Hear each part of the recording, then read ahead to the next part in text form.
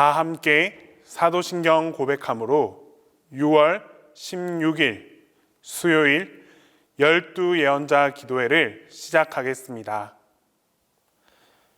나는 전능하신 아버지 하나님, 천지의 창조주를 믿습니다. 나는 그의 유일하신 아들, 우리 주 예수 그리스도를 믿습니다. 그는 성령으로 잉태되어 동정녀 마리아에게서 나시고 본디오 빌라도에게 고난을 받아 십자가에 못 박혀 죽으시고 장사된 지 사흘 만에 죽은 자 가운데서 다시 살아나셨으며 하늘에 오르시어 전능하신 아버지 하나님 우편에 앉아 계시다가 거기로부터 살아있는 자와 죽은 자를 심판하러 오십니다. 나는 성령을 믿으며 거룩한 공교회와 성도의 교제와 죄를 용서받는 것과 몸의 부활과 영생을 믿습니다.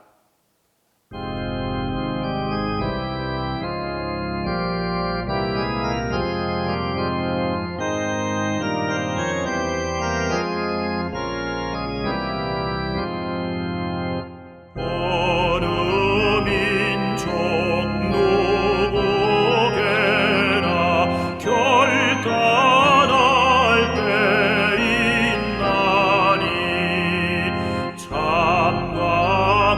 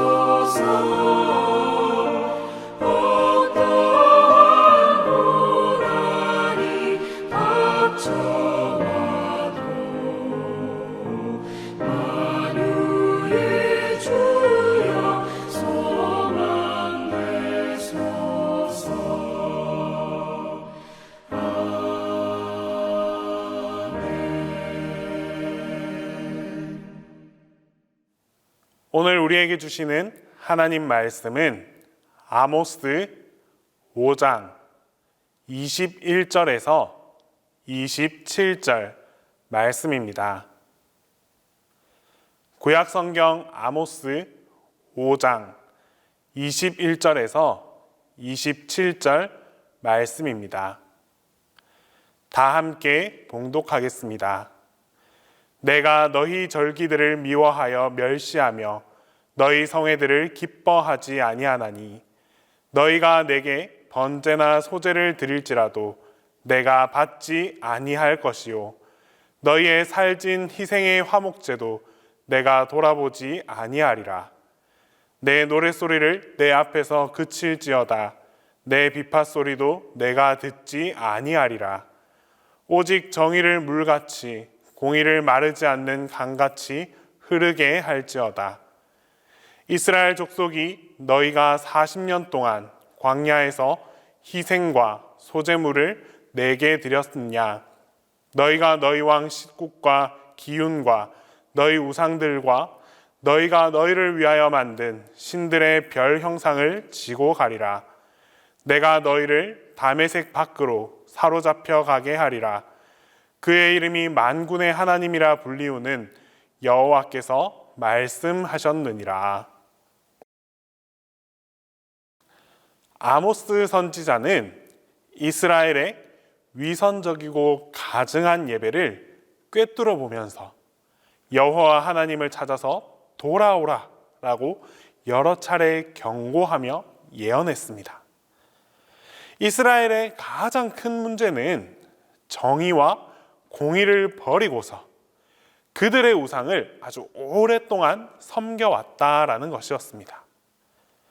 하나님을 섬기는 예배는 있었지만 그 예배는 형식에 불과했고 하나님이 아닌 우상들을 그들의 왕으로 섬겼습니다. 또한 번제물과 소제물과 살찐 화목제물을 가지고 와서 예배하고 또한 절기를 지켰지만 그 대상은 하나님이 아닌 우상을 향해 있었습니다. 그래서 하나님께서는 그들의 예배를 미워하며 받지 않으신다라고 분명하게 선언하셨습니다. 또한 그들이 그들 나라 밖으로 포로로 붙잡혀 갈 것을 분명하게 선언하셨습니다. 아모스 선지자를 통해 들려주신 이 예언의 말씀을 통해 오늘 우리는 우리의 예배를 점검해 볼 수 있어야 합니다. 우리는 과연 온전한 예배를 드리고 있는지, 우리의 예배는 하나님께서 받으시는 예배인지에 대해 철저한 고찰이 필요합니다. 하나님께서는 잘못된 예배는 받지 않으십니다. 21절에서 23절 말씀으로 이스라엘 백성에게 아주 심각한 말씀을 아모스 선지자를 통하여 전해 주었습니다.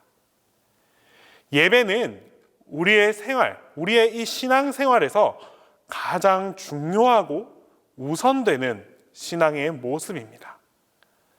그런데 하나님께서 이스라엘 백성들을 향해 예배와 그 제사를 받지 않으시겠다고 아주 단호하게 말씀하셨습니다. 이것은 이스라엘 백성들의 예배가 잘못된 예배였다는 것을 아주 단적으로 말씀하고 있는 것입니다.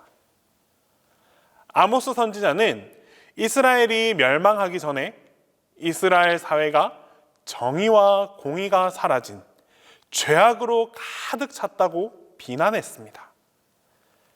그런데 그런 상황 속에서도 실상 이스라엘 백성들은 최소한 외형적인 예배의 형태는 유지하면서 경건의 모양만큼은 지니고 있었습니다.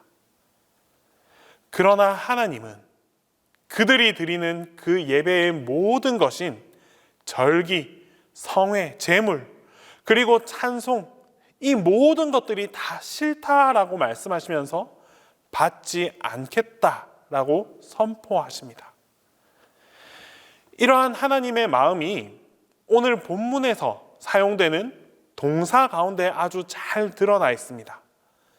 미워하며, 멸시하며, 기뻐하지 아니하며, 받지 아니하며, 돌아보지 아니하며, 듣지 아니하리라 라고 하시면서 이런 예배를 결코 용납하지 않겠다, 그런 강한 의지로 말씀해 주셨습니다.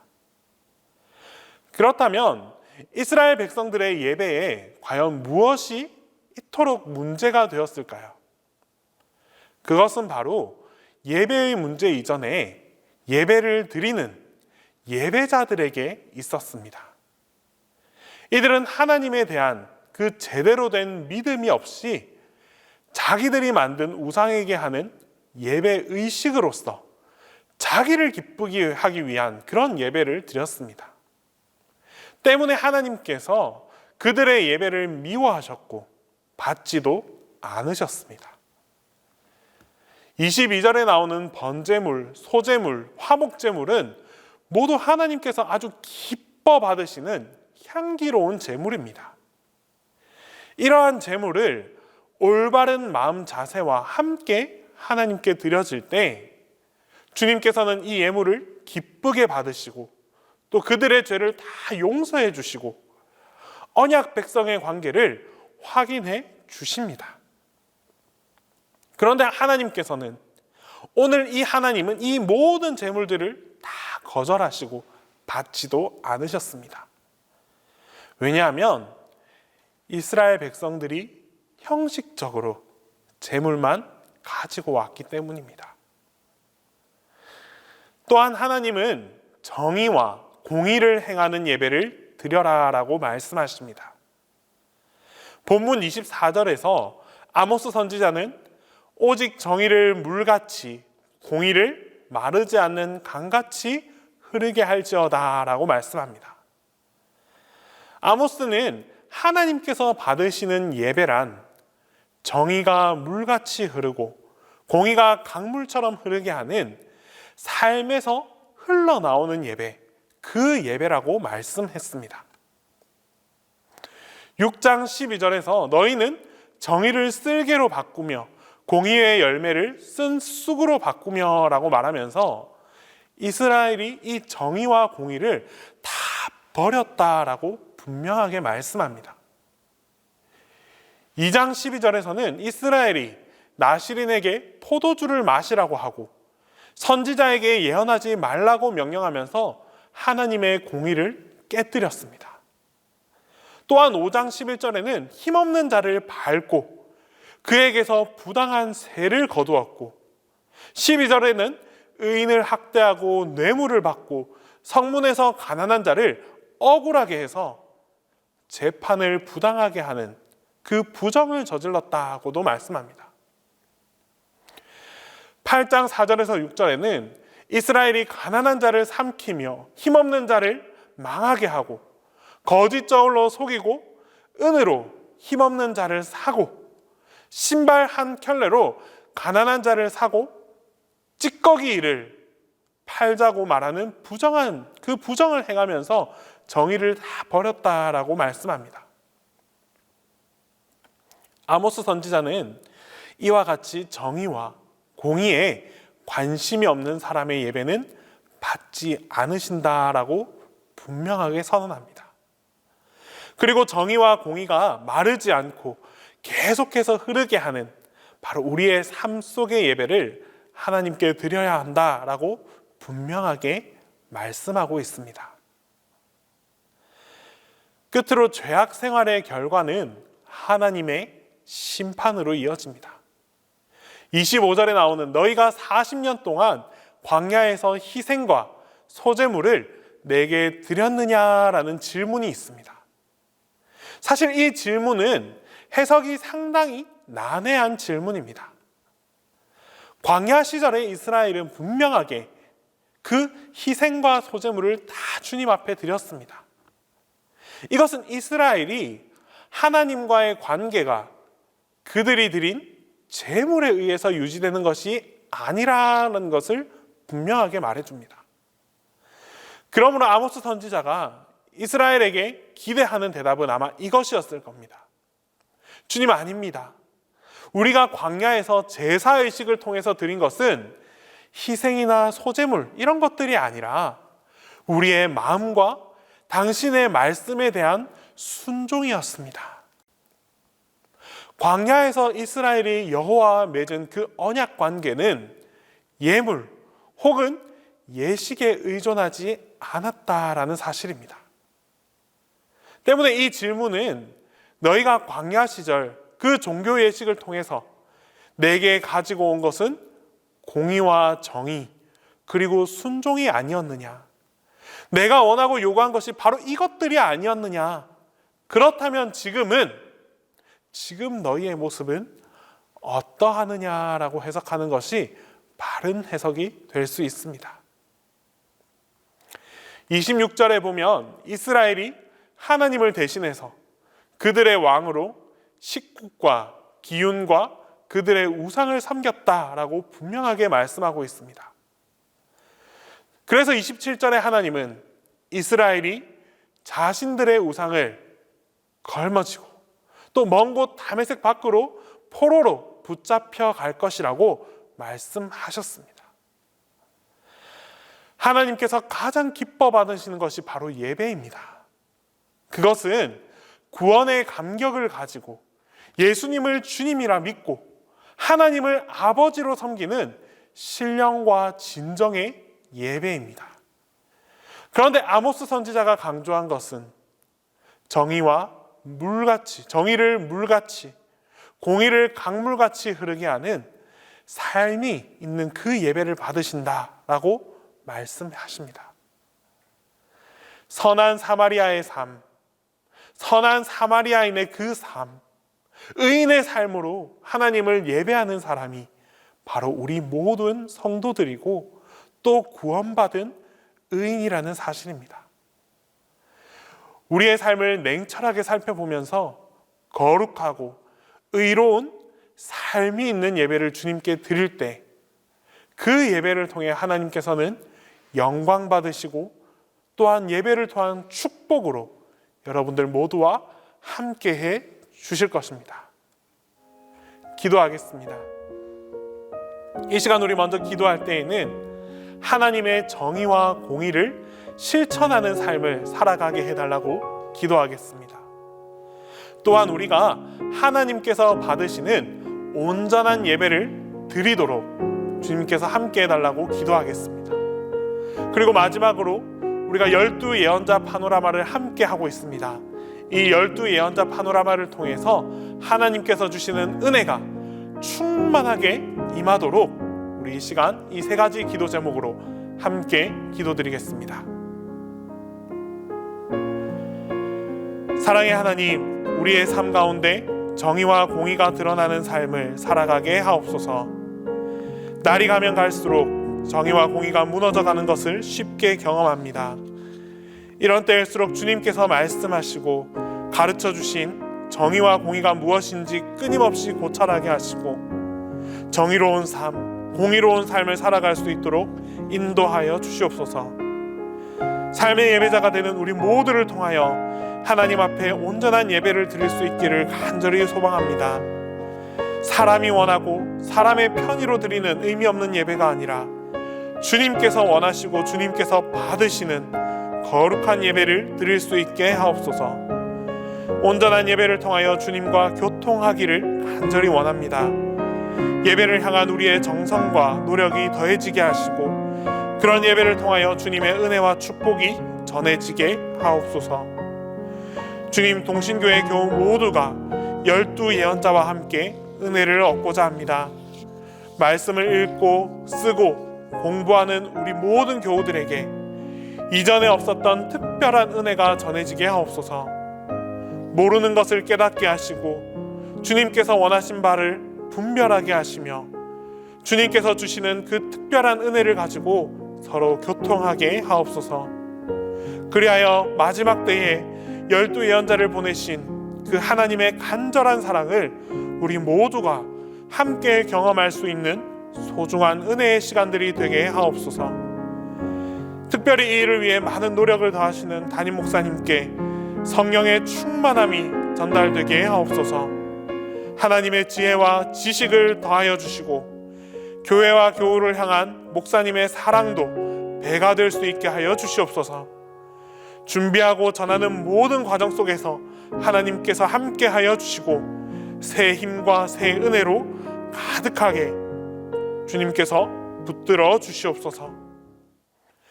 이 시간 주님께서 가르쳐 주신 기도를 다 함께 드리겠습니다. 하늘에 계신 우리 아버지, 아버지의 이름을 거룩하게 하시며 아버지의 나라가 오게 하시며 아버지의 뜻이 하늘에서와 같이 땅에서도 이루어지게 하소서. 오늘 우리에게 일용할 양식을 주시고 우리가 우리에게 잘못한 사람을 용서하여 준 것 같이 우리 죄를 용서하여 주시고 우리를 시험에 빠지지 않게 하시고 악에서 구하소서. 나라와 권능과 영광이 영원히 아버지의 것입니다.